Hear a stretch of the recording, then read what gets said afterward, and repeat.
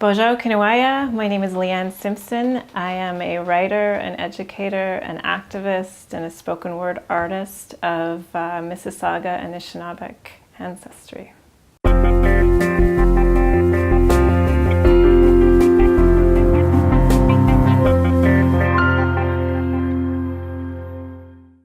Tom King and I met at the Kingston Writers Festival in the fall. We were both speaking as part of the festival, along with Sheila Rogers for the next chapter. And we met, and he was very funny and very charming. And I was very honored to meet him because, of course, he's had a tremendous impact on me as a writer, on me as an Indigenous person, and on my generation of Indigenous writers.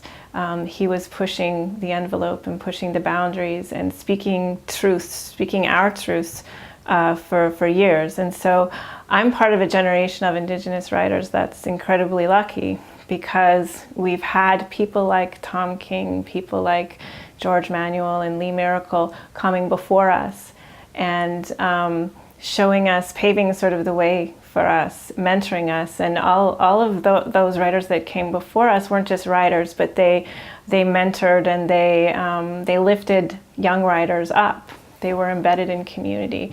And so I think we're seeing this flourishment of Indigenous writing right now, and there's some amazing writers coming up that are younger than me. But it's because of people like Tom King that have just really dedicated their life, not just to their art, but to community. But it's difficult as Indigenous writers, particularly writers that write for Indigenous people, because we don't have ways to access our audience. And the internet has become really helpful because we can blog and we can find our readers. So part of what I think Indigenous writers have to do is we have to build our audiences as well. And we have to go into our communities and we have to be part of them, and they have to be part of our writing process, I think, right from the beginning. Because I think it's very, very important to Indigenous people to see themselves reflected in the writing of Indigenous writers. Because I grew up not having that. I grew up reading, as a kid, as an 8-year-old, not reading work that was written by people from my nation or my community.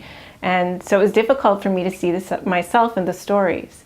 And I remember sort of reading Tom King or Lee Miracle, and that first time you see your life or you see your experience reflected back to you is such a powerful part of reading.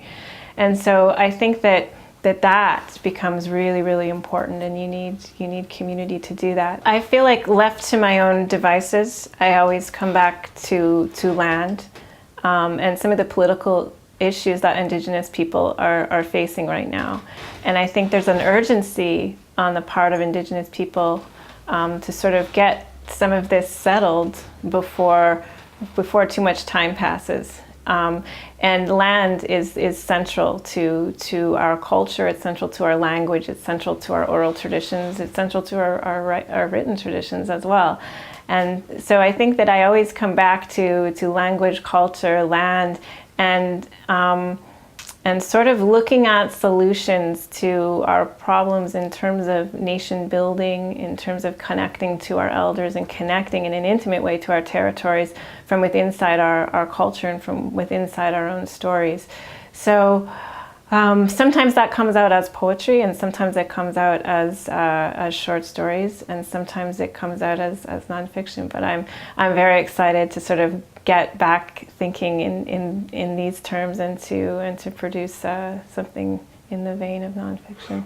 Well, I'm not the kind of writer that sits in a room and just writes all day. I have to have a really interesting life, and so I'm working on another spoken word album in collaboration with musicians.